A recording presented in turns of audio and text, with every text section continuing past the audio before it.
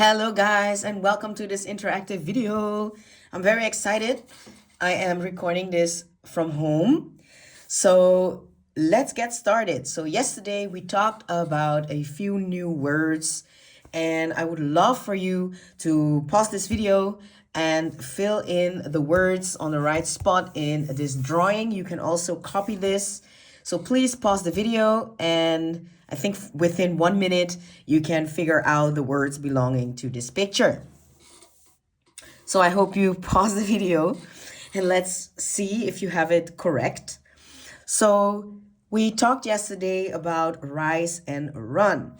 So the word rise goes here, which is the vertical displacement, and the word run here is the horizontal displacement. And of course, we can get measurements for those too. This whole picture here is a slope. So I'll write down the name, slope. I'm gonna go to the Dutch words, which might help. Then we have here, you can say this vertex. We have here the gradient. And the moment it's given in percentages, we are talking about a grade. Now, to make it easier for you, gradient in Dutch, the word is hellingsgetal. And somebody already said, oh, hellingsgetal, so it's always a decimal. Well, it's always a number. Doesn't necessarily have to be a perfect decimal. Then we get the grade, which is in percentages. In Dutch, you would use the word hellingspercentage. And I'm just saying this because it might help you out. You know you need to get your final answer in a percentage. And then the slope, this picture is called an helling. And that's why hellingsgetal, hellingspercentage in Dutch. So we also talked about this division. Because if I would ask you, how do you get the gradient? You already know the gradient is rise divided by run. But if the gradient is given and the rise is given, you have to figure out the run. So this will help you out. Do you need to multiply or do you need to divide? Well, in this case, if you want to know 3, you need to divide rise by gradient. If the run is given and you want to get the rise, in that case, you know you got to multiply 3 times 2. So you got to multiply gradient with run. We practiced this already yesterday. So what is new today? Today, we're going to look at another new word, which is called the angle of elevation. In Dutch, the word is going to be hellingshoek. And hellingshoek, or angle of elevation, this will be in degrees. So I'm talking about this symbol. This one was in percentages, and this one is indeed a number. So angle of elevation now tells you the amount of degrees this angle is, this vertex is. Now, we already know, I'm going to write it here again, to get the gradient, we already know we have to do rise divided by run. If we have the grade, we also know if we want to go from gradient to grade, we do times 100. And of course, if we want to go back, we divide by 100. So we already know that. Now we have to work with the angle of elevation. If the angle of elevation is given, so let me give you an example here. For example, this is 31 degrees. We can also figure out our gradient because we're going to work with these functions that we talked about in class. We got here tan, tangent, cosine, and sine. And then, of course, we also got the inverse functions, which we're going to use in the second part of this video. We focus first on tan. That's all we're going to focus on. So I'm going to write now, to get our gradient, we need to get the tan of the angle of elevation, which will give the gradient, which is equal to rise divided by run. So let's put it to the test. Let's try out the tangent of 31 degrees. You grab your calculator You see 10. You can use brackets already. You write 31. And then you press is. What you get then, you don't need to work with the degree symbol. And it also has to be in degrees. Make sure it's not on the radiale, on an R, but it has to be on the D. You get then about 0.6 rounded. This is the gradient of this slope. Now, if I would give you the rise, you would be able to go from the angle of elevation using tan to the gradient to get the run. So we remember this much easier by saying, hey, to get my the tangent of the angle of elevation, I have to do the opposite side divided by the adjacent side. Now, if you remember this as rise divided by run, no problem. But let's have a look in this triangle. Across from 31 is the opposite side, and attached to it is the adjacent side. That's why we call it opposite divided by adjacent.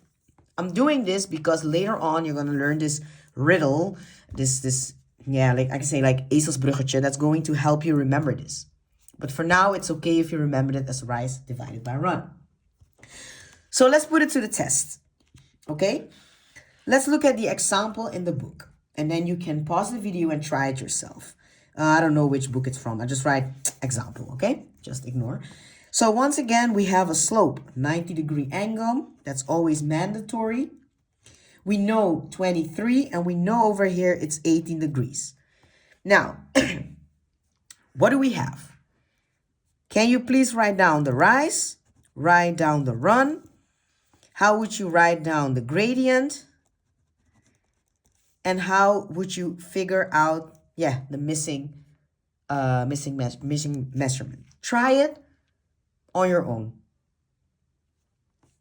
Well, I hope the video was paused. But what's given here is the rise, which is 23.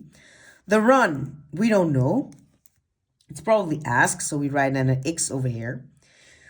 We know that the gradient is rise divided by run. Now, we have our 18 degrees. We need it because we don't have a gradient. We don't have a grade. We only have the amount of degrees. And we know that the tangent of angle of elevation is the gradient. So we can do the tangent of 18 degrees. Let's insert that here, which is 0.32491, etc. This is the gradient, which is going to be rise divided by run. So 23 divided by run, I gave it a name, I called it X. Now, once again, we go to our division here, and we think, what are we missing? We're missing the 3. So what do we need to do? We need to divide, so 6 by 2 to get 3. So over here, we do the same. So the next step, I'm sorry about the writing, is 23 divided by the 0.3249. But I'm not going to use this because this is maybe already rounded. I'm going to write down tangent of 18 degrees. So I have it more specific. So it's not rounded. So I can do 23 divided by the tangent of 18 degrees. Then I get about 70.786, which is rounded to 70.8 meters. And we can check that. Let's see. Rise divided by run is 23 divided by 70.8. What is it? 0.3248. Okay, remember that. And let's see, our tan of 18 degrees is about the same. Of course, this one is rounded. And that's how you can figure it out. So what you can do now is, for today, you're going to work on the following exercises. Here, Fabio, you will work on 12, 13, 14, and 15 using the angle of elevation. Keep in mind that the tangent of the angle is the gradient, which is rise divided by run. And then half-o, 9 is just an exercise with a calculator to see your skills on a calculator. And then you make 11, 12, 13, and 14. So for the next part, video can be paused. And then period number 4, you're going to learn about something else. Okay, guys. So let's look at this other example. We're going now to something else. So before now, we could get with the angle, I'm going to write it, very important. We just learned that the tangent of the angle of elevation is our gradient. We just did that. We know how to go from angle of elevation using the tan to go to the gradient. In this example, you got to learn how to go back. What if you want the angle of elevation? And you know you have to use tan. Yeah? So what do you do if you gotta go back? The book's showing it differently. I'll show it at the end. So if I ask you calculate a gradient, please, you can do that yourself, and you can also answer the question, what is the grade? So please pause the video and answer these 2 questions using this slope. Yes, I don't know why I'm pausing, but let's go on. So we got calculate a gradient. I really hope that you managed to do that. This division, the gradient is rise divided by run, 4 divided by 13. And then I think you must have already rounded to 1 decimal. Always show before rounding, it's 0.3. What is the grade? Then the not rounded answer, which is 0.3076 times 100, is going to be 30.8%. Okay, now, in this case, if I would ask you, please calculate my angle of elevation. And you already know that the tangent of the angle of elevation is going to be the gradient. But now the gradient, which is 4 divided by 13, is given. So to get back to that number here, you should view it like this, by the way. If I would ask you, let me come up with a nice example. So 4 to 16, you would square. So it's to the power of 2. But to go back, you would do the square root. So it's the same here. To get the angle up, to get the gradient, you use the tan. So this part, let me remove this. This part over here, you would use tan angle of elevation. And to go back, you use the tan inverse, which is a shift tan on the calculator. I'll show it in a second. But you actually inverse to go back to that number there. So how does it look on the calculator? So in the previous exercise, just what we have seen, we did tan of 18 is gradient, right? Now we have our gradient, but we want that angle.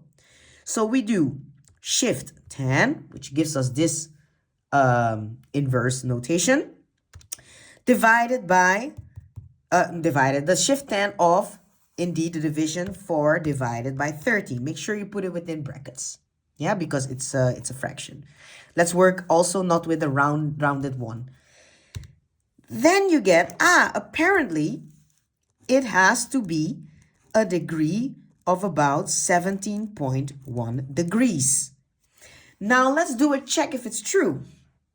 Let's really see if the tangent of 17.1 is gonna give this gradient.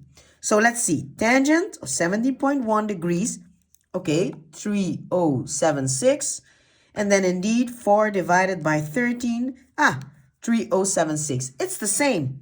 So you know that you did it well. Now, what makes it hard is that in these questions, you get them at random at some point. For now, you're gonna practice separately. But it's actually like this. The book is saying it as well. You have the angle of elevation. Do you want to go to the gradient? What do you do with this angle of elevation? You use 10. Now you have the gradient. You want to know the angle of elevation. You use 10 inverse. That's what you're going to practice, and that's the second part. Please read also from your book.